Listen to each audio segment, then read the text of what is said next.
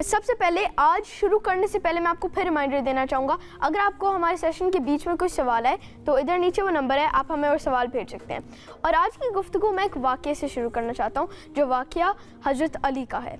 हज़रत अली एक दफ़ा जब जंग में लड़ रहे थे तो उन्होंने एक अपोनेंट को मारा और अपोनेंट को ज़मीन पे गिरा दिया। और जैसे ही हज़रत अली उस अपोनेंट को किल करने वाले थे तो उस अपोनेंट ने उनके चेहरे मुबारक पे थूका। फिर हज़रत अली ने उन्हें माफ़ कर दिया और उन्हें कहा जाने दो। और फिर उसने हज़रत अली से पूछा कि आपने मुझे क्यों माफ़ कर दिया, आपने क्यों मुझे जाने दिया, आप तो मुझे मारने वाले थे। फिर हज़रत अली ने कहा पहले जब मैं तुम्हें मारने वाला था मैं अल्लाह की तरफ से लड़ रहा था, मगर जब तुमने मेरे मुंह पे थूका तो फिर मुझे गुस्सा आ गया, और जिसको गुस्सा आता है वो कभी भी अल्लाह की तरफ से लड़ नहीं सकता, इसलिए मैंने तुम्हें जाने दिया। तो आए अब हम डॉक्टर खुर्रम की तरफ चलते हैं। तो डॉक्टर खुर्रम, अच्छा आप मुझे ये बताएं कि गुस्सा क्या एक बुरी चीज़ है?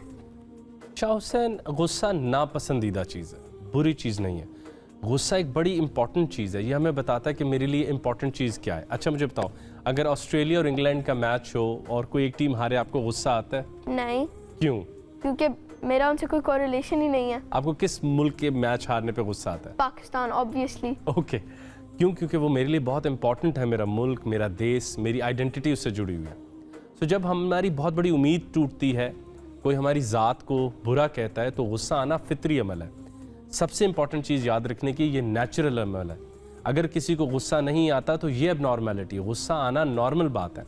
मगर सवाल ये है, गुस्सा कहीं हमारे जहन को हाईजैक न कर ले, और जब ये हमारे जहन को हाईजैक करता है तो उस लम्हे में तो हम और हर चीज़ को छोड़ देते हैं और सिर्फ हमारे जहन उस पर लॉक हो जाता है। और हमारे जितने रैशनल अक्ली डिसीजंस हैं, हमारा दीन हमें गुस्से में कैसे चलना सिखाता है, हमें सब भूल जाता है और हम बदला लेना चाहते हैं। और अगर आप उस आदमी को कहो कि यार बदला ना लो, वो कहता है उसने भी तो ऐसे किया है, तो हम उस पर पूछते हैं भाई आपका दुश्मन, बुरा आदमी, गुस्सा करने वाला क्या आपका उस्ताद है कि वो आपको टीच कर रहा है कि आप भी आगे से गुस्सा करो? मतलब कि जो आप कह रहे हैं कि गुस्सा एक नेचुरल चीज़ है, मगर उसे हमें कंट्रोल करना हमेशा सीखना चाहिए। गुस्सा बहुत खूबसूरत और ताकतवर एनर्जी लेकर आता है, उसको सही मकासद की तरफ लगाना है। आप मूवीज़ में देखते हो, जब हीरो बहुत बड़ा एक्ट करने वाला होता है तो उसको गुस्सा आता है, वो एक एनर्जी महसूस करता है और फिर अपनी मंजिल की तरफ, एड्रेनलिन उसे फील होता है। यस, तो उसको मैनेज करना आना चाहिए। लेकिन अगर आप मैनेज नहीं करेंगे तो गुस्सा आपकी सेहत पर असरअंदाज अच्छा, तो आपको गुस्सा को मैनेज करने के आपको कुछ टिप्स पता है?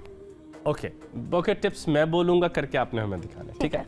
एक टिप है 7-11, जैसे 24/7 होता है, ये टेक्निक है 7-11। सो आपने मेंटल काउंटिंग करनी है 7 की, और अंदर इनहेल करना और 11 दफ़ा मेंटल काउंटिंग करते हुए 11 सेकेंड। और मतलब ऐसे नहीं करना 1 नहीं, जरा जल्दी। हाँ ठीक है। ओके, सो 7-11, जब गुस्सा आए 7 दफ़ा की गिनती का इनहेल करें और 11 दफ़ा गिनती का। हाँ, ये आई थिंक मुझे कॉम फील करा रहा है। क्यों? क्योंकि हमने दुनिया की हर चीज छोड़ दी और हमने एक अच्छा मुझे लगता है कि that's it, नहीं वहीं रुको, बिल्कुल ठीक। इसलिए कि गुस्सा की आंधी आई हुई थी और मैंने शॉपर बनने से इनकार कर दिया कि मैं उसमें उड़ नहीं जाऊंगा। मैं एक ताकतवर दरख्त की तरह आंधी के सामने खड़ा रहा। आंधी आई, मेरे कुछ पत्ते गिरे, दरख्त हिला, लेकिन दरख्त उखड़ा नहीं। क्यों? क्योंकि लेट्स डू इट टुगेदर, 3, 2, 1।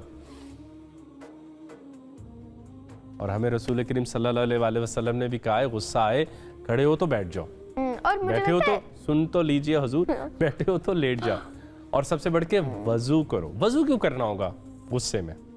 क्योंकि it's anger management technique by the way. अच्छा, कुरान में तो ये कहते हैं कि वजू करने से आपके सारे सिन्स वॉश अवे हो जाते हैं। हाँ, लेकिन यहाँ पे वजू उमूमन क्या ज़्यादातर किया ही पानी जा सकता है जब पानी ना हो, वो आपको ठंडा करता है। एक और ऑब्जेक्ट आपकी स्किन पे लगता है तो आपका माइंड डाइवर्ट होता है, और फिर वजू के वक्त आपको याद करना होता है 3 दफ़ा चेहरा धोना है, 3 दफ़ा कुल्ली करनी है, तो काउंटिंग शुरू हो जाती है। So counting is one important technique जो हम इस्तेमाल करवाते हैं जब किसी को गुस्सा आया हो, ताकि उसका जहन कहीं और जाए और गुस्सा सारे जहन पर काबू ना कर ले। आप गुस्से वाले भाई को कहो भाई आप यहीं रुकें, मैं ज़रा वजू करके आता हूँ, तो उतने में गुस्से की एक बात होती है कि आहिस्ता आहिस्ता फेड अवे हो जाता है। दूसरी जो बहुत आम टेक्निक है, जब बच्चों में से किसी को बहुत गुस्सा एंगर आए तो उसे फ़ौरन कहना चाहिए कि 10 से 100 तक गिनती सुनाओ, 0 से नहीं, 10 से 100 तक, 10, 11, 12, 13, 14। Okay, it's very boring. हम यही चाहते हैं वो बोरिंग काम में चला जाए, उस बच्चे को कि तुम काउंट करो, मैं तुम्हारी चीज़ ढूंढ रहा हूँ तब तक, और ऊंचा ऊंचा काउंट करें। आपको याद है ना, जब चीज़ गुमे तो हमें इस्लाम में कहा जाता है इन्ना लिल्लाहि व इन्ना इलैहि राजिऊन पढ़ो, कि अल्लाह ये सब तेरी ही चीज़ें थी, तेरी तरफ चली गई, लेकिन साथ में जहन को एक उम्मीद दिलाई जाती है, थिंग्स विल गेट फाइन, और हम चाहते हैं जहन अपनी मायूसी से और अपने गुस्से से आहिस्ता आहिस्ता दूर चला जाए। तो मैं आज एक फ्रेमवर्क देता हूँ कि जब भी गुस्सा आए तो आपने एक वर्ड याद करना है, काम, इंग्लिश वर्ड काम, या you pronounce it better. Calm. Okay. So C stands for, make a guess. Character. No, counting. Counting. और जो Count. हमने अभी किया. A stands for awareness. Oh. आखिरी चीज़ है L, आपकी lower your tone. गुस्से में अमूमन आवाज़ ऊंची हो जाती है। आवाज ऊंची हो जाती है। ओके, हाँ, तो आपको अपनी आवाज़ नीचे करनी है, कॉम डाउन करना है, अपनी आवाज को भी कॉम डाउन करना है, अपने आप को ये याद कराते हुए कि यार I should not get into the flow. और M का क्या है? M का है move. Okay, you can move again. हाँ, सो जब किसी को डिप्रेशन होता है, जब किसी को इशू हो रहा होता है गुस्से का, तो हम उन्हें कहते हैं अच्छा वॉक करो, हमें you can do it again, you can do it again. Walk, I am walking. Okay, so walking से क्या होता है कि आपका जहन कहीं और लगता है। जब किसी को डिप्रेशन होता है, स्ट्रेस होता है, गुस्सा आता है, तो हम उन्हें कहते हैं वॉक करें, मूव करें, ताकि उनका गुस्सा, उनका जहन किसी और एक्टिविटी के अंदर चला जाए। और डॉक्टर खुर्रम, हम आपको बताना ही भूल गए, हमें आज हमें 2 सवाल मिले इस एक सेगमेंट के बीच में, तो अब हम उन्हें रिव्यू करते हैं। पहला सवाल है जैनब का सियालकोट से, तो अब हम वो देखते हैं। ओके। कहा जाता है कि गुस्से के दौरान पुरसुकून रहना चाहिए, लेकिन प्रैक्टिकली ये बहुत मुश्किल होता है। हम कैसे गुस्से के दौरान खुद को पुरसुकून रख सकते हैं? बताएं। अब आप बताओ, मैंने इतना बड़ा फ्रेमवर्क काम का तो बताया। सी से काउंट, जहन को कहीं और लेके जाएं, जहन को डिस्ट्रैक्ट करें। गुस्से की आंधी आई हुई है, जहन को उसमें उड़ने मत दें, एवरीडे लाइफ से दूर लेके जाएं। यस। ए अवेयरनेस, यस, अब आपको अवेयर होना चाहिए कि मुझे गुस्सा आ रहा है। L low your tone, language, अपनी आवाज को फौरन नीचे ले, अपने अल्फाज बेहतर चुनें। लोअर का भी हो सकता है कि लोअर योर टोन। और एम मूव, यस, मूव करें, एक्सरसाइज करें। खड़े हैं तो जैसे रसूल करीम सल्लल्लाहु अलैहि वसल्लम का कॉल है, बैठ जाएं, बैठे हैं तो लेट जाएं, वजू करें, लीव दैट रूम जहां पर गुस्से की बात हो रही है, क्योंकि सबसे ज्यादा अफसोस आपको जिंदगी में गुस्से में किए हुए फैसलों का होता है, क्योंकि गुस्से में आप हमेशा गलत फैसले। और मुझे ये भी लगता है कि अगर आप एवरीडे चीजें एक मखसूस तरीके से करते हैं, जैसे हमने ब्रीथ किया, हमने लाइक सोच के ब्रीथ किया, ब्रीथ तो वैसे करते हैं ना, हम सोचते तो नहीं है ना कि अब मैं ब्रीथ करूंगा, तो उससे भी आपको एक कॉमनेस सी महसूस होती है। Very nice. अब चलें हम दूसरे सवाल की तरफ चलते हैं, जो अहमद का है लाहौर से, मगर ये हमारे कल के टॉपिक का है, योलो जो था। Okay, you only live once वाला। वो देखते हैं। अगर हमारा कोई दोस्त मजे के लिए कोई खतरनाक काम करना चाहे और कहे योलो, तो हम उसे कैसे रोक सकते हैं? ओके, आप अपने दोस्त को ये मुतारिफ कराएं कि एक बहुत बड़ी मंजिल तुम्हारा इंतजार कर रही है।